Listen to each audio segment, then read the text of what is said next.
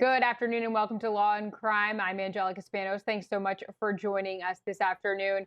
We have a lot of stories to get to. So, first, we're talking about an Uber executive. We are learning now that the Uber executive who is accused of attacking and stabbing his daughter with a pencil is a high level Uber executive. This just came out of new findings from a hearing that happened. Um, we want to take a listen now to his bond hearing where the state argues for his $750,000 bond. Mr. Kuhn, you're before the court this morning on one charge of aggravated child abuse. And for the record, I do find probable cause. At this time, I would like to hear from the attorneys, beginning with Ms. Hoffman for the state. Thank you, Your Honor. Before I begin with the bond amount, I wanted Your Honor to be aware that I was able to review the defendant's financial affidavit from the family law case. The defendant in this case does have significant financial means. His assets, gross income is about $69,000 a month. His total net worth, according to that affidavit, is about $13 million, currently in stocks and cash and other assets. So the state would be asking for a $750,000 bond that is fully collateralized. The defendant has significant ties to California, which is where his company is based. He has a number of family members in California and Washington, as well as the majority of his family in India as well. So the state does have serious concerns about the flight risk here. The state also would be asking that Your Honor require him to surrender his passport and order no contact with both minor victims in this case, as well as their mother. They are not present today because they are in such fear of the defendant in this case. The defendant has previously told the mother that if this was reported to the police, he would kill her, and the family does not wish to see him right now and is extremely fearful for their safety. There is a prior allegation of domestic violence out of Washington in 2006 that was ultimately dismissed as the victim decided not to go forward with that. But the state does have serious concerns about Mr. Kuhn's ability to flee, his safety, the safety of the victims in this case, and would be asking that Your Honor order the $750,000 fully collateralized, house arrest level 1 with a GPS monitor, and no contact with the victims. All right, so there you hear more about details about this. We're talking about 47-year-old Abraham Kuhn, and he's facing aggravated charges. As you heard, he allegedly subjected his 11 and 16-year-old daughters to long-term torment and has shown a pattern of physical and emotional abuse to the girls. The court documents say that the children live in Florida with their mother. Kuhn would visit from California, and in this specific incident, he reportedly got mad with the girls multiple times and ended up allegedly stabbing one of them with a pencil because he did not like how she was working. So let's talk a little bit about this bond. Joining us today to break all of this down, we have law and crime legal analysts Dina and Mike Koribanics. Thank you both for being with us today. Mike, I'll come out to you first. So they pushed for this high bond. The state's attorney pushed for this high bond at $750,000. That obviously ended up getting knocked down a bit. But why go for the higher amount to begin with? Does this have to do with the fact that we're learning he worked at Uber and, of course, maybe has a high net worth? Well, I think so. It's an interesting question. I practice in New Jersey as well as the federal courts, and New Jersey just went to a no bail system, monetary bail system. This is sort of a man with $13 million. If he's going to flee, I don't think $750,000 is going to make a difference, quite frankly. I think that this is probably, in New Jersey, this would probably be a non-bailable offense because it's such a dangerous act and there's such a prior history that that's what it would do. I don't think it's very fair to people who aren't rich, who get charged and have the presumption of innocence, just as this person does, who can't come up with bails of that number and are have to sit and wait to have their cases heard. And Dina, why, I guess, is us knowing that he was a high executive at Uber relevant here? Why is that sort of the headline that's picked out of the hearing? You know, that's a great point because it shouldn't be. We shouldn't be surprised that people of high net worth are also, domestic violence perpetrators. It is an alleged offense here. But the fact that makes the news only because he's wealthy shouldn't be surprising to us. This is an issue. Domestic violence is an issue that goes across class lines. So it's good for us to be aware of that. You know, where are our judgments that we think that this is surprising just because he has money? Right, absolutely. And, you know, I believe that it was set and the amount they settled on was $500,000 bond. So I think his defense attorney tried to get that even lower. That didn't work. So now we're at 500,000. And as Mike said, for someone who has a net worth of $13 million, 500,000 isn't going to make that big of a deal, right? True. I mean, this is not that high of a threshold, and we didn't hear the whole hearing there. There could have been a little bit more factors. They did release, take his passport.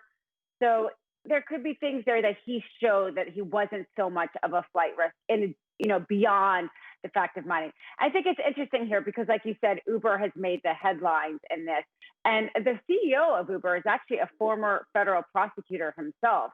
So I imagine he would have a lot of opinions about apparently a high level at his company being charged with this.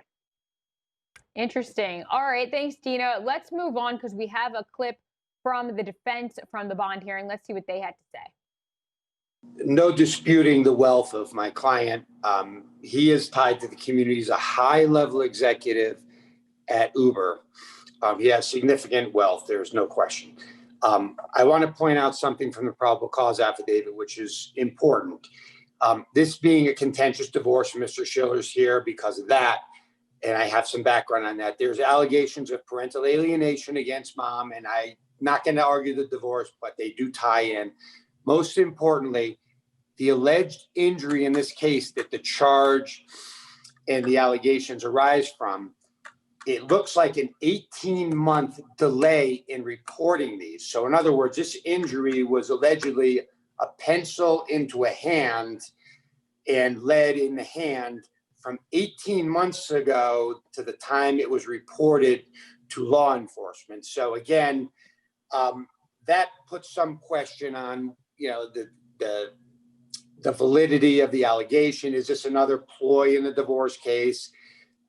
There's some questions there about we're not challenging probable cause, but I certainly believe that this becomes a much more defensible case because of certain facts. The amount of the bond, considering his wealth, I understand he's wealthy, but a bond in this case, I would believe, would be somewhere in the $5,000 to $25,000 range. There's no question of his ability to pay the bond. But $750 would be extremely excessive for these allegations, especially given what I've read in the PC. Number two, surrendering passports, agreed. No victim contact, 100% agreed. A reasonable bond that the court sets, you don't need any more argument on that. You understand that. I don't believe there's a need for house arrest. Given what the PC says, we should just be here with a reasonable bond that the court determines based on argument of state and defense, no victim contact, surrender the passports, but no house arrest. There's no basis for house arrest. He's a very responsible, high-level executive. He didn't build that wealth by being an irresponsible guy that's going to flee to India. He's willing to face these charges. I'm aware that this is a very defensible case, and we're prepared to proceed. And I'm going to need my client to cooperate with his defense because he's a very bright person. So given those, there's the differences from state and defense.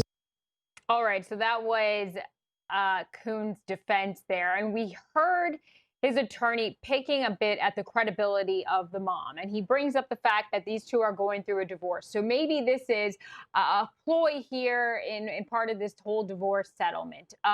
Mike, he mentions the timeline here and the fact how this took a significant amount of time for her to report and how it was slightly delayed. Does he have a case there? How's that going to hold up with all of this? Well, first of all, it's a first. It's the first time I've ever seen an attorney appear in court in a tennis shirt. So I guess welcome to the Zoom world. But I think that's a factor, but I think he used it in the wrong context. One of the things with bail is safety to others, safety to the community.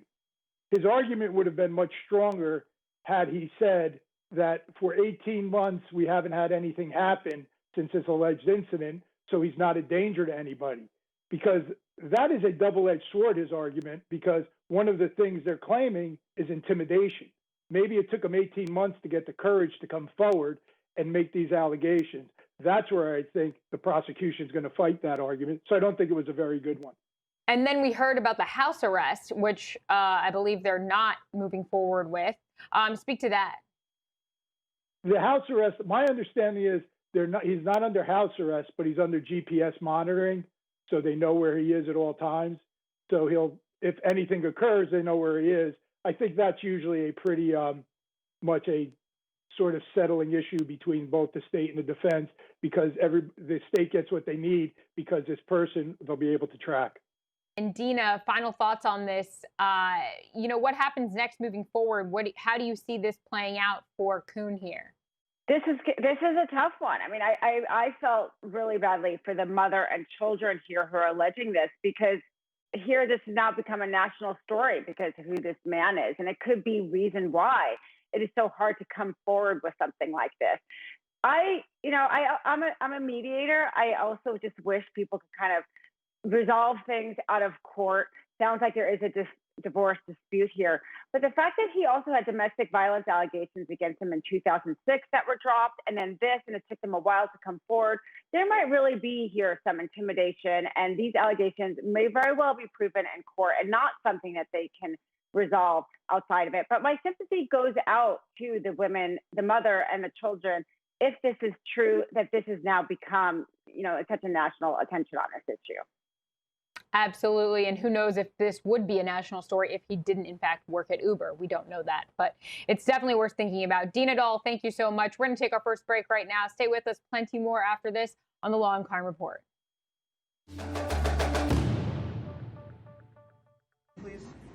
Show me this is my phone. Show me. No. You don't have to explain nothing to her. Take the case off. That's mine. Literally, get it back, please. Are you kidding me? You feel like there's only one iPhone made in the world? No. Okay, then show me the. No, show me all my... you get a life over there. No, what's on your background? You better go use find my iPhone. Go do that. Find my iPhone is off. On now, right no, you can't. No. I'm the manager of the hotel. I don't care. He will this right is my now. son. Hey, didn't you see me just come downstairs out of the fucking elevator? I'm trying to help, man. No, but you're not helping. I what am. you've been is disrespectful. No, I'm trying to settle this situation.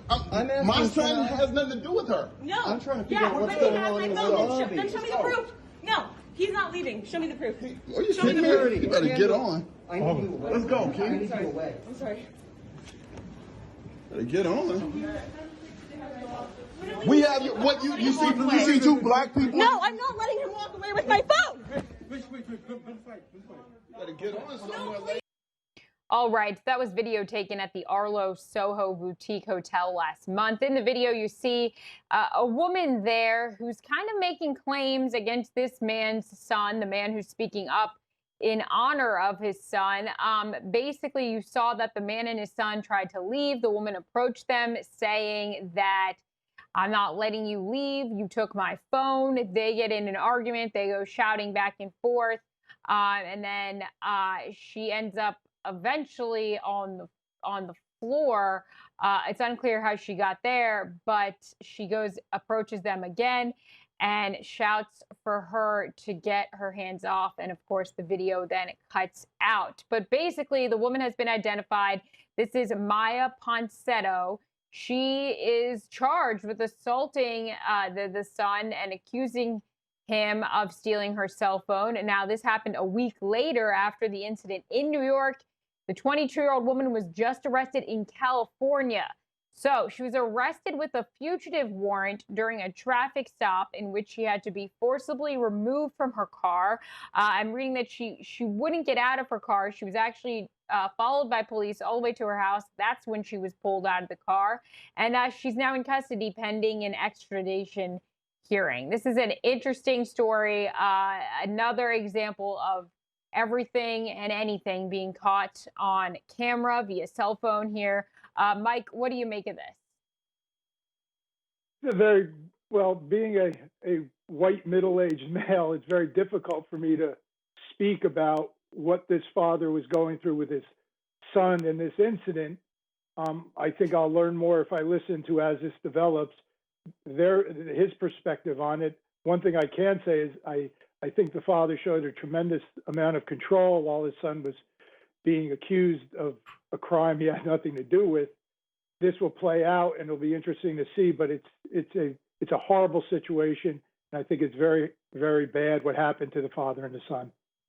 Absolutely. And Dina, Mike mentioned race playing into this.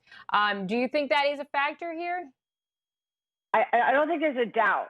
I mean, the cell phone is the most common equipment that almost everybody owns here. And the fact that she accused two Black men in a lobby of a hotel of having her specific phone, I think you cannot deny that there is race. I know she's come out, or her lawyer has come out and said, she's not a white woman. She is mixed descent herself, Vietnamese, and I don't remember the other one offhand. And you know what? People can be racist even if they're not white. So I think that this was another kind of layer. I think all these stories actually help educate us as a society. And yes, you can be racist even if you're not white. So absolutely, I think that there is racism involved in here.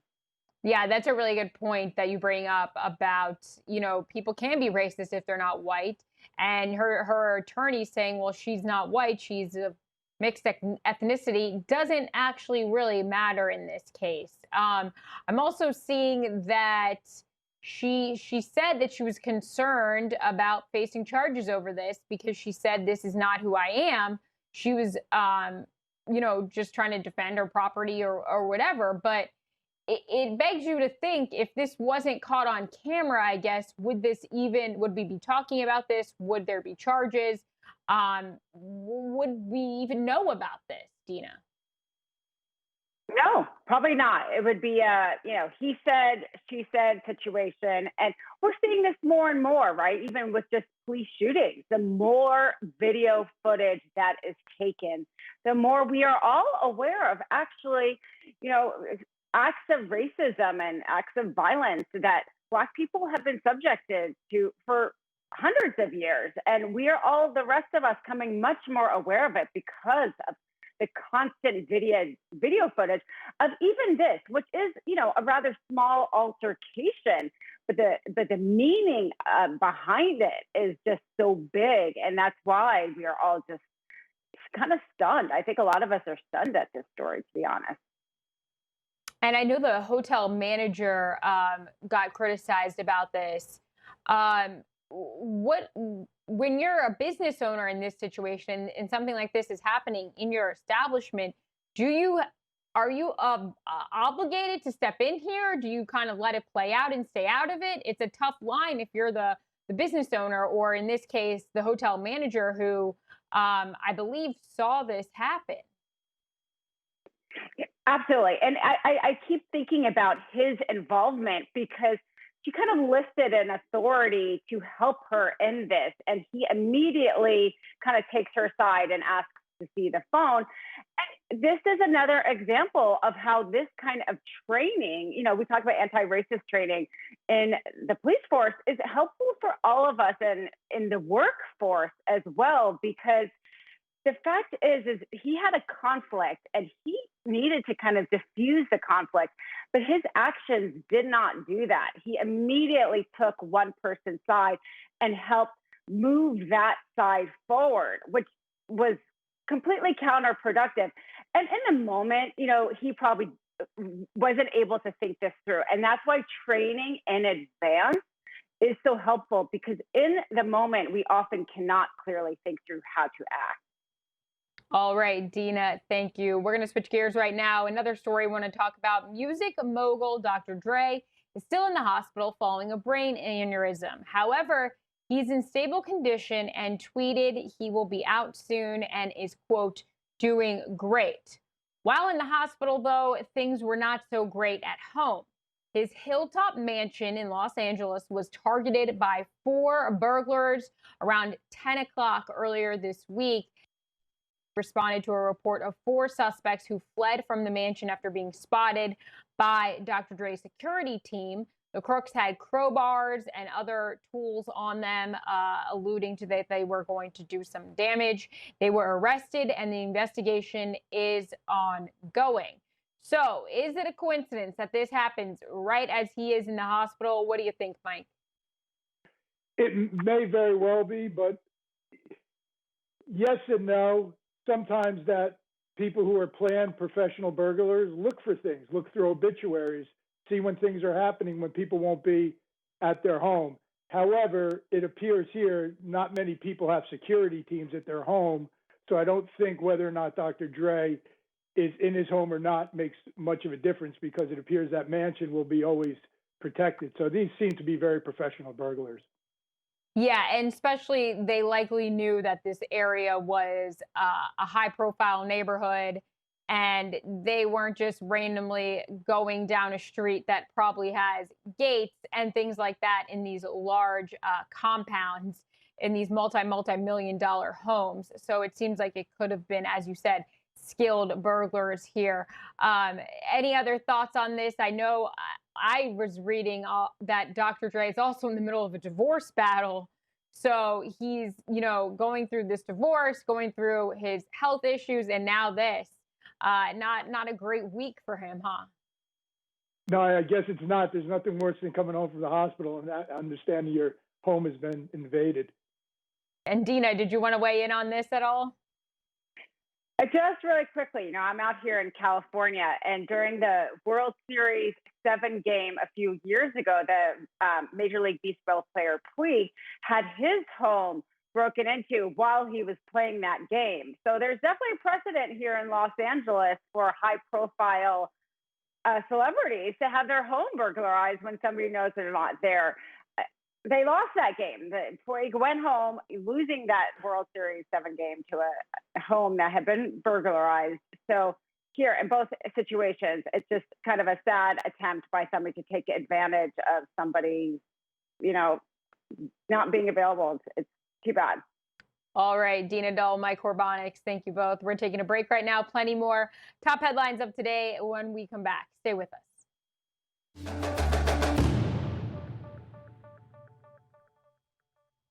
And welcome back to the Law and Crime Report. The woman shot dead while storming the Capitol this week is now the center of a legal debate. Ashley Babbitt, a 14-year Air Force veteran from San Diego, California, was killed by a Capitol police officer. And now folks are calling for prosecutors to bring felony murder charges to everyone involved. The felony murder rule is a common law legal principle that allows prosecutors to charge defendants with murder even when a victim dies accidentally. If a person dies during the commission of a dangerous felony, their death can be deemed felony murder in some circumstances. Essentially, this means that the rule is a way of officially declaring that a victim's blood to be on the hands of a criminal who indirectly caused their death. This is a complicated issue here. Mike, I'll start off with you first.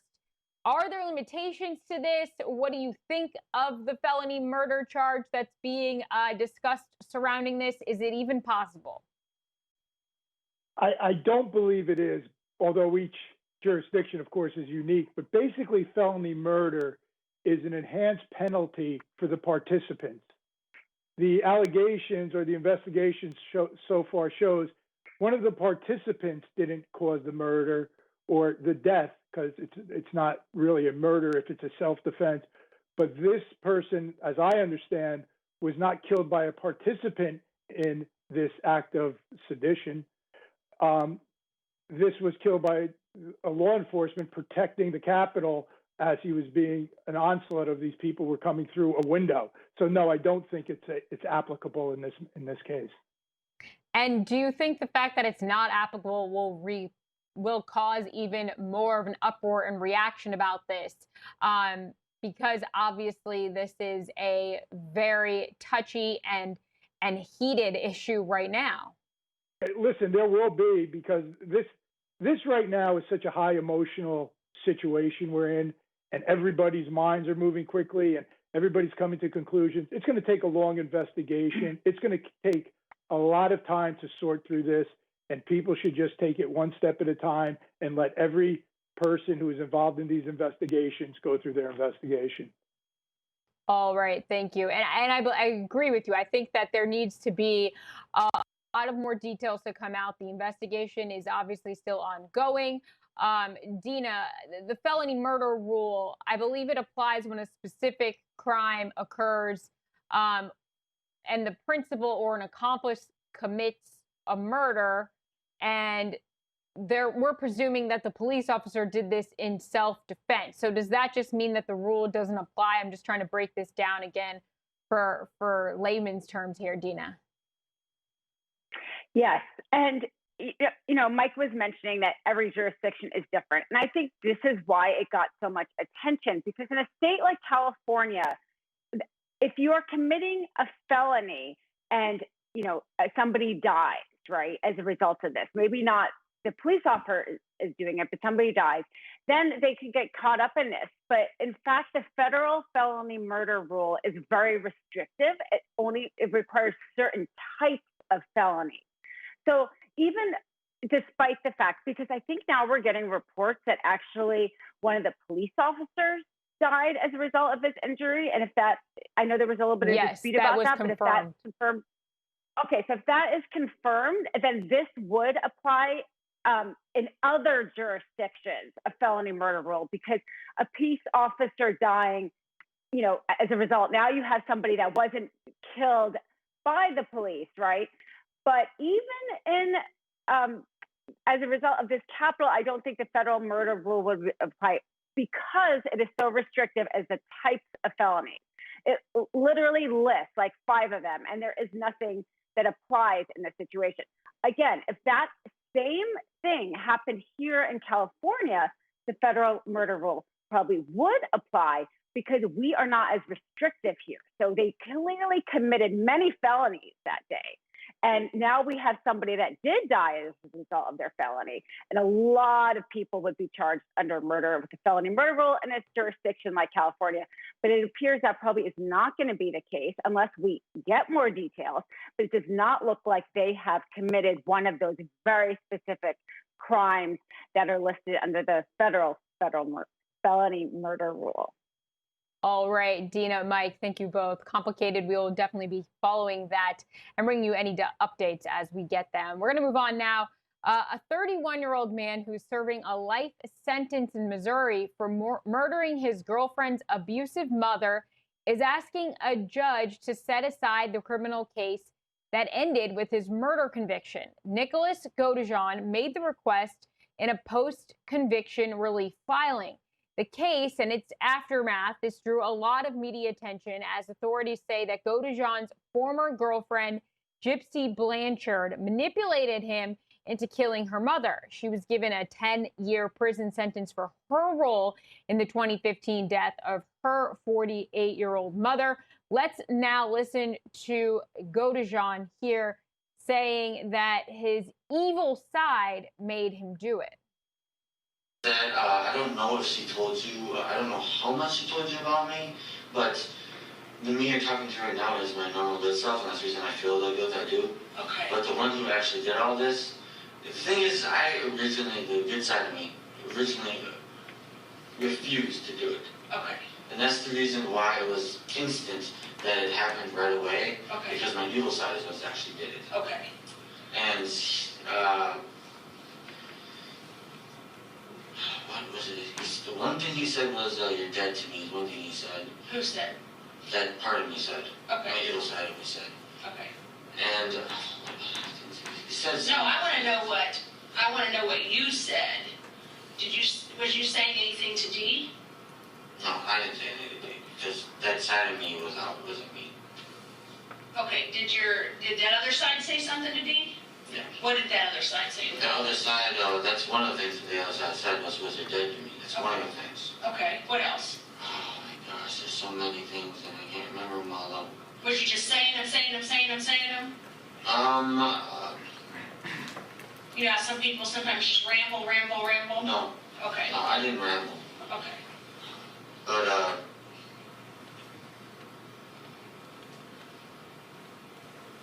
I think one of the things he said was stop resisting, you know you're dead. Okay. I think that's one of the other things he said. Well, it's you. I know, but it's the thing is that I have. You just got angry. More than one person inside me. There's actually multiple personalities in myself. Have you been diagnosed with that? I probably should be diagnosed with it because it happens. The thing is, I used to take medication because I used to hear voices in my head. Okay. And it went away, and then it somehow went as part of myself. Okay. So. Does Gypsy know that? Yes. Okay. She does know that. Okay. Because some people use that as an excuse to cover up for the bad things that they do.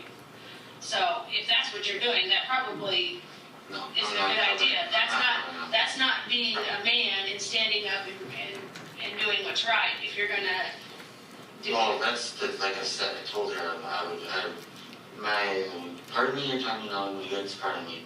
I refused to do it. And I told her either. Well, is the good part of you what got you on a bus and brought you to Springfield, Missouri to kill Dee? Well, it was it was to actually see her, but as for the killing part, that was solely my evil side. Okay. Solely. I agree with you. That's your evil side. But I don't know. I mean, your evil side was with you when you made the decision to get on the bus and come to Springfield, I agree with you on that. Okay. I agree with you on that. Okay. And your evil side was with you whenever you decided to clean up your blood from the house. Okay? And now you didn't kill Gypsy, so your good side must have been there too, because you didn't kill Gypsy, because you love her, right? Actually, it's because the Gypsy likes to call about her more. I'm guessing her mom didn't really know about this side of her, but she has an evil side of herself as well. All right, so that was Godejan during the police interrogation. Basically, the killing followed years of tension between the mom and the daughter. Gypsy Blanchard said that her mother forced her to use a wheelchair and undergo unnecessary medical tests, collect gifts and charitable donations. The community thought that Gypsy had cancer all along, but officials say that she suffered from medical child abuse or Munchausen by proxy. Taking a look, though, at what Godejan is asking for. He's asking a judge to set aside a criminal case, which, of course, led to his murder conviction. Mike, what does that even mean? Break that down for us. Well, it's not unusual. I mean, you've got to understand, this man's serving a life sentence. What does he have to lose by filing these post-conviction release motions and new trial motions and things of that nature? It's very, very rare that those kind of cases get overturned. It appears here he had mental health issues. There's questions of the, I guess there were questions during the trial over the confession, how it was handled, things of that nature. It's really just going to be a check back on the trial, but I don't really see much hope for success on his motion. Okay, and the trial, as you said, it's a check back on the trial. So this happens after the appeals process ends. And I'm seeing that Godejan was going to make the claims that the trial court had no jurisdiction to convict him, that his sentence exceeds the maximum possible, and that the sentence violates constitutional or state law. So in your experience, are these just is this sort of just a last-ditch effort to try to get his life sentence appealed? Usually when you get to the point of post-conviction relief, basically you've exhausted everything. You've exhausted all the avenues to check your case. It's very rare that it gets granted. It appears when you start talking about jurisdiction and things of that nature that you really are not having any strong legal issues to argue, and it's really just a last-second shot to try to win the game that's probably not going to go in. Okay, Mike Koribanics, thank you. When we come back, we're going to talk and look at Gypsy Blanchard during this. We'll play some of her sound and a soundbite from her when we come back after this break.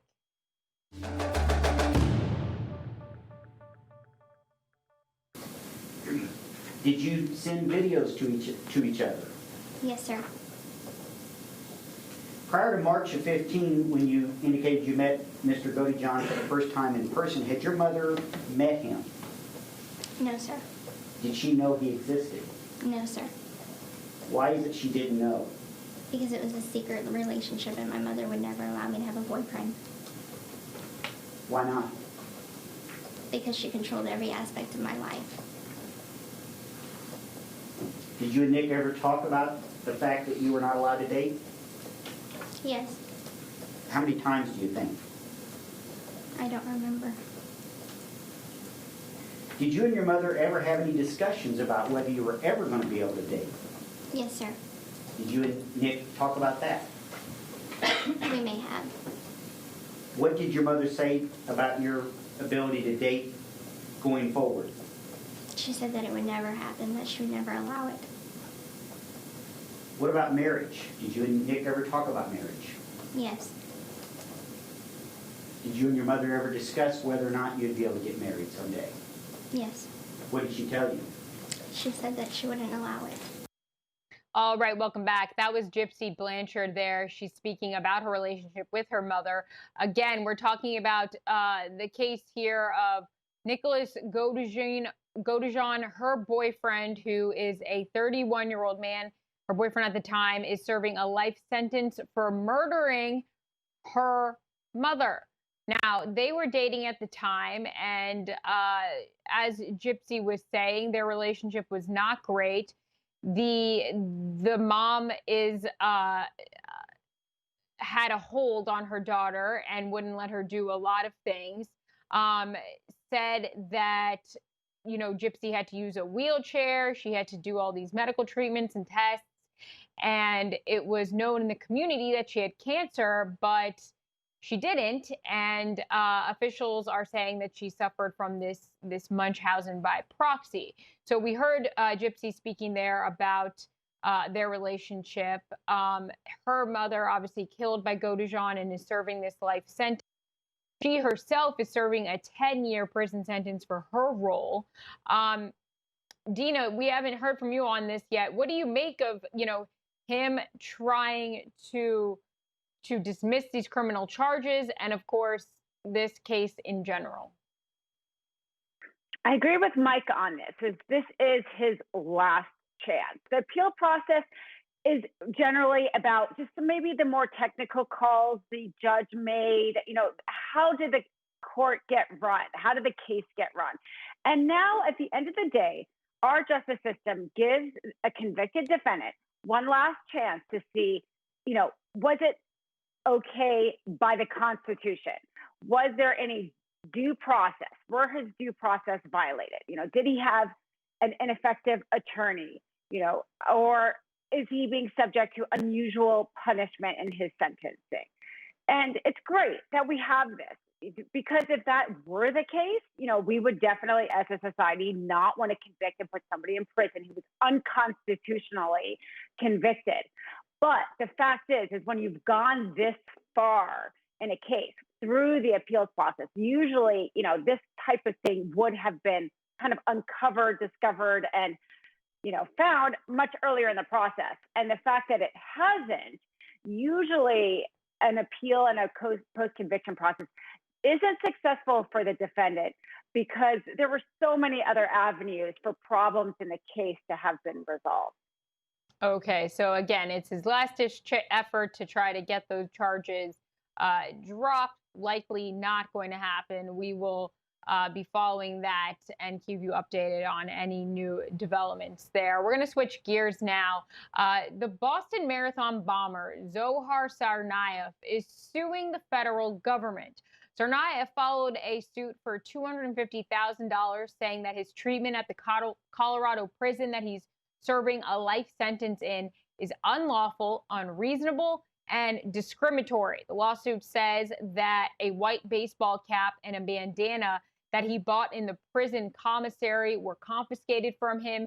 He says that he is limited to 3 showers a week, and all this is contributing to a physical and mental decline. The lawsuit has been assigned to a judge, and according to court records, the judge said Tuesday that the filing is deficient because it does not include a certified copy of prisoner's trust fund statement and the filing fee that was required. As you know, the Boston Marathon bombings left 200 some people injured and killed 3 people. this obviously was a huge story at the time. Mike, what do you make of him trying to sue the government here? Does he have a case? Is this going to go anywhere?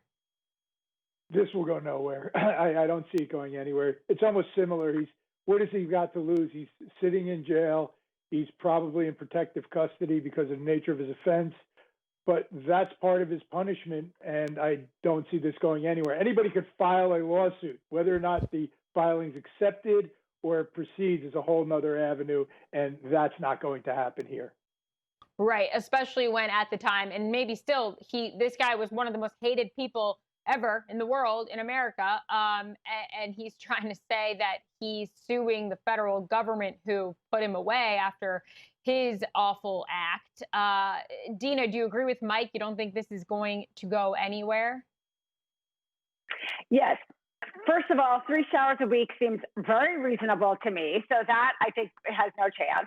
And the fact that the white hat is an important detail because he had his nickname, during the aftermath of the bombing as the white hat suspect because he was seen wearing a white hat in the video. So him buying this white hat and wanting to wear it in prison wasn't just that a piece of clothing was taken from him, but it was a very inflammatory piece of clothing. And so it's very reasonable for the guards to have thought that either this was going to, create some sort of like unrest or riots within the prison or cause him harm, which was then going to cause the prisoner guards harm.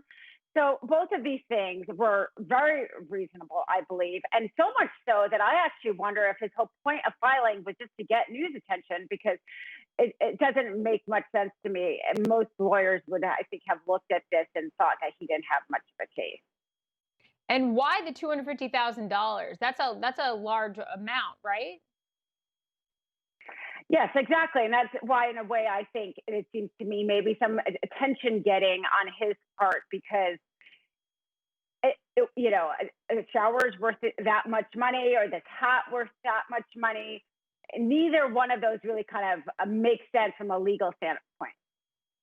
Right. Absolutely. I kind of agree with you. I think that this might be an attention grab. We'll see what happens, of course. But again, the Boston Marathon bomber, Zohar Tsarnaev, is trying to sue the federal government for $250,000.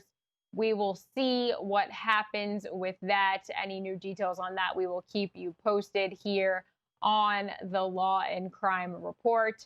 Mike Koribanics, Dina Dahl, both of our Law and Crime legal analysts, thank you both for joining us today.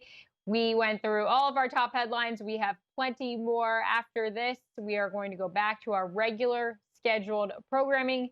I'm Angelica Spanos. Thank you again. Stay with us.